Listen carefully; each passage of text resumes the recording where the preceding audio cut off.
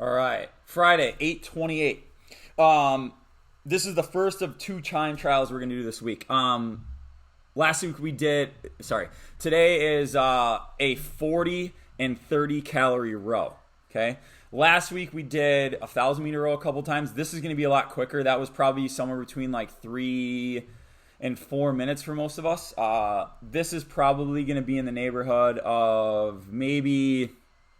Could be sub 2, could be as high as 3.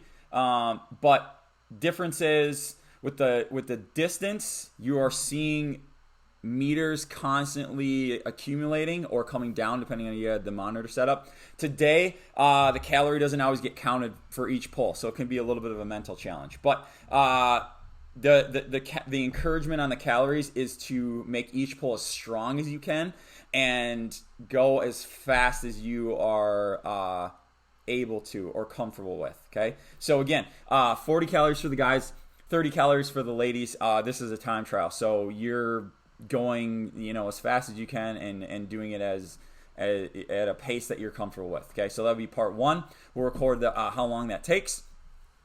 Part 2. Okay, on paper, this might look, or within the document, might look a little bit odd. So if on Friday you need to look at it or maybe write it out so that it makes more sense, this is just the way I best saw it written in the document. Okay, so it's 3 rounds for time. All right.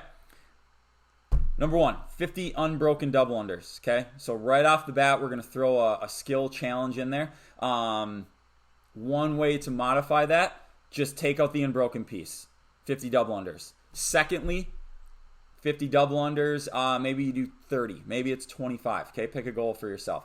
And then aside from that, it could be 50 unbroken single unders, where the rope just passes under the feet one time, okay? So think about something there. Probably no longer than 2 minutes spent on the rope, okay?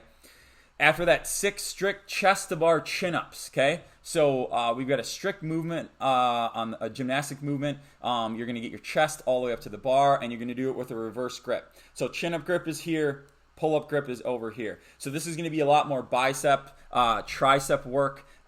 Just make sure that you can get to full extension in between each rep. An easy way to modify this is throw a band up on the bar. That way you still get that strict pull.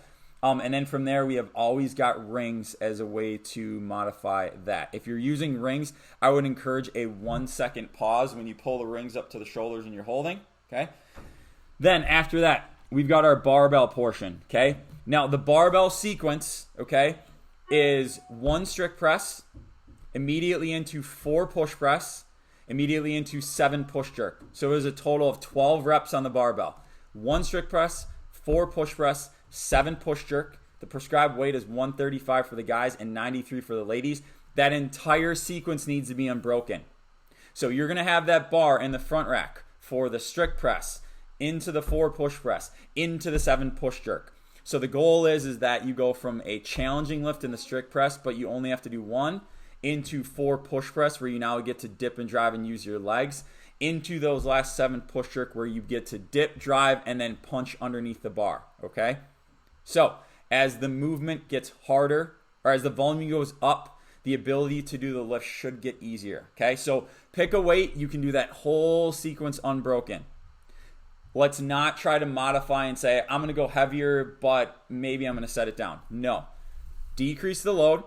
Make sure you can do that sequence unbroken. That's the goal.